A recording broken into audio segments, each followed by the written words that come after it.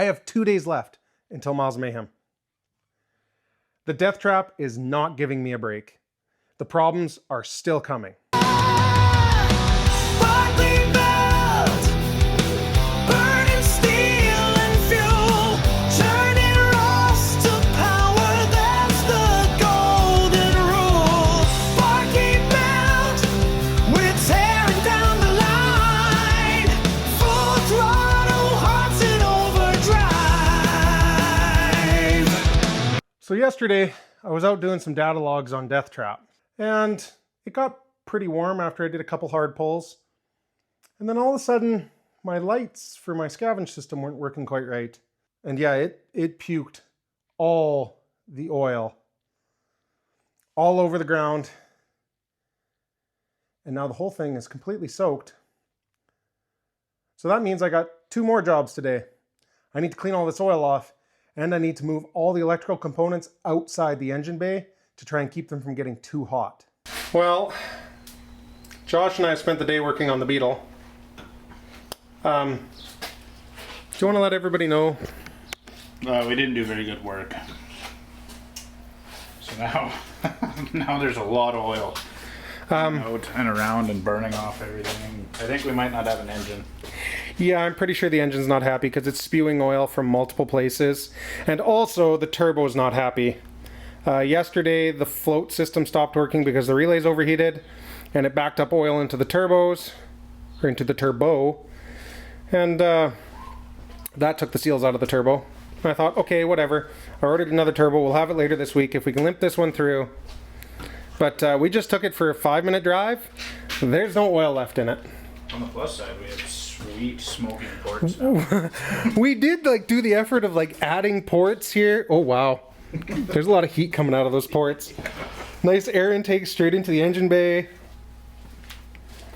So how do you feel about all the work and money for this? I guess that's racing, eh? Here's what it is. Now it's time for Plan C. What is Plan C, Josh?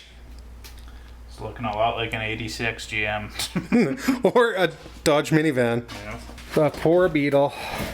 The cab is right full of smoke, and it is smoking profusely out of this breather here. She's huffing out of there. Yeah, it's pretty bad.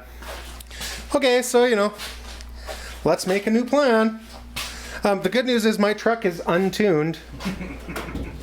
So there's always that. Well, now that we've officially finished Miles for the year, I kind of left it on a cliffhanger what was going on with the Beetle almost. I just told you it didn't work. Well, now I'll tell you what actually happened. The Beetle is on the trailer and going back to Josh's house. So the deal is, I did 3 hard pulls back to back. Things got hot, and I'm pretty sure I broke the ringland off one of the pistons, because as soon as I get into boost, it pukes all the oil directly out of the breather. And in less than 5 minutes, this thing is out of oil. And the whole back of the car is now officially rust-proofed. But that doesn't mean this is the end for the Beetle. We have more plans for it. We're going to do a 2.2 swap in it. 2.2 will handle more power, like the bottom end of a 2.2 will handle more power. Parts are more readily available. It's lighter and smaller, actually, physically. And the weight difference between it and the 2.4 is enough to account for the turbo system. So this thing should still be right around 2,100 pounds when we're done. The other thing we're doing is it's going to get a full standalone ECU just for ease of tuning. And we're going to try and shoot for 10 to 15 pounds of boost.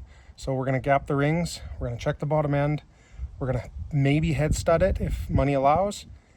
And we're going to test it out with another Chinese turbo. And once we're sure this thing's good, we'll spend the money on a real turbo. But a 2.2 is like $500. And they're easy to find. They're everywhere. I'll pull the balance shafts and figure out how to delete them and do all the other work. I don't know when that's going to happen. It's probably a good year or 2 away. We got to get the 49 done, and we got to get Josh's truck running.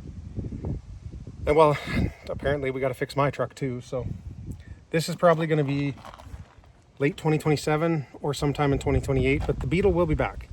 It might not be a drag and drive car, but it will make power.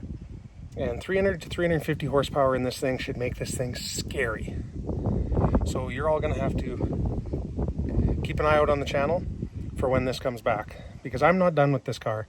I still have unfinished business. I'm just taking a break because I've had enough of it for a while. And now I officially have my garage back to work on other things.